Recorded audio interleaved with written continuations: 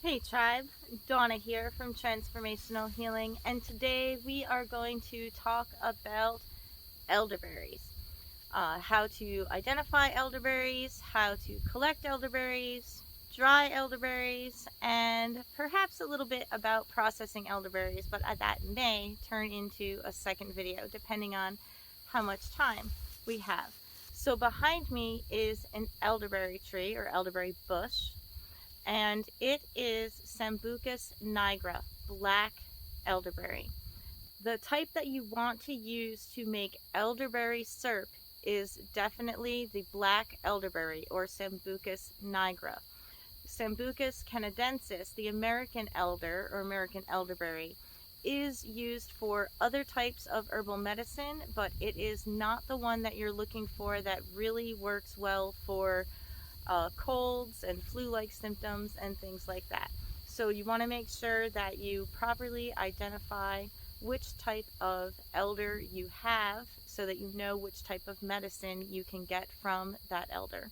Now, for magical properties of elder, it's for strength, for protection, divination sometimes, and has tons and tons of witchy lore about it for blessings and breaking curses and all kinds of other things.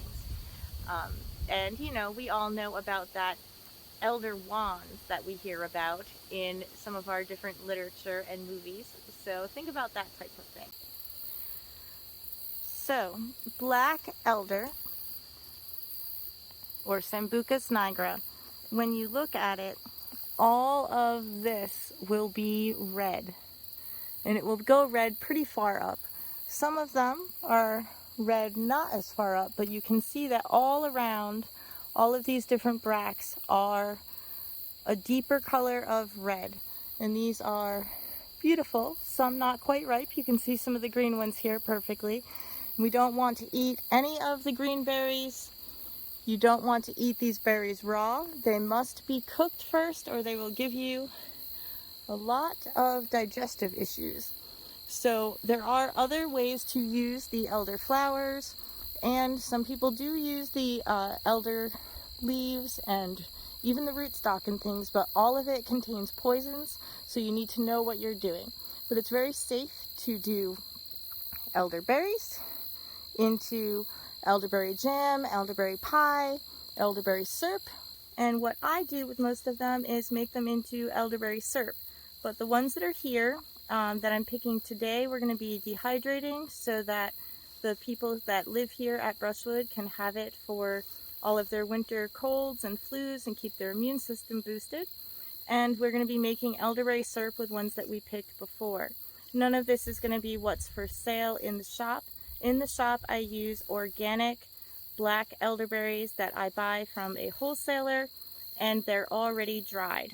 So it's a different recipe than what I do for home because these are going to be fresh, but we're going to be putting them all in the freezer and then going from there.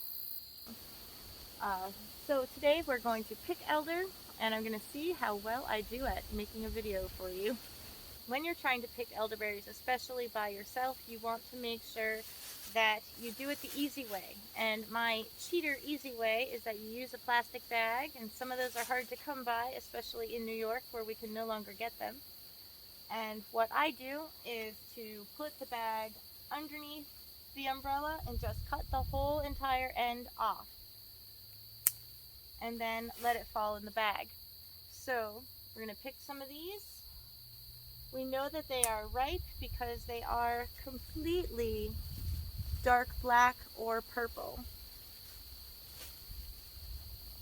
You want to make sure that any of them that are not fully ripe, there's a few green ones on this one. After you freeze these, because that's what we're going to do, you can see the green ones, you want to make sure that you always pick out any of the underripe berries. So I'm going to pick the rest of these, and then we'll move forward and show you the the Sambucus canadensis, the American elder, and then we'll show you what I'm going to do with these. These guys are going to be actually put in the dehydrator to make for tea later on in the season when they might need them here at Brushwood Folklore Center. We'll finish picking and then we'll move on to the next type of elder. These, by the way, right next to them, these gorgeous blue berries are dogwood. Do not eat them. They're much bigger. They don't look the same. So it took me a while to find a good shot of an American elder, or Elder canadensis, that actually still had some berries left on it and that it was close enough to the ground so that I could get a good shot for you of the actual umbels. So let's take a peek at the difference between the two. So, just like the other elder, this one doesn't have quite as many berries on it, but you can see that it has all the umbels that are correct. It has the berries that are correct, but if you look, all of this in here is green. It doesn't have the red. So pulling down a beautiful one, it looks just like the other elder. The berries are still good. They're really good for medicine, but they're not the same exact berries that you want to make the syrup out of for colds and flu.